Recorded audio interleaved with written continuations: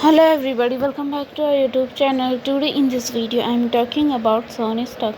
In this video we talk about stock pros and cons and technical analysis and latest news about it. Stock is trading at 0.46 US dollar with 0.86% negative in a day. We can easily see stock was volatile for a day. The volume of stock was recently not all-time high. So the fundamental stock is much not better for today. Before buying and selling the stock, please consult your financial advisor. Today's video is done. Thanks for watching. Please subscribe my YouTube channel and like the video and also comment all related queries.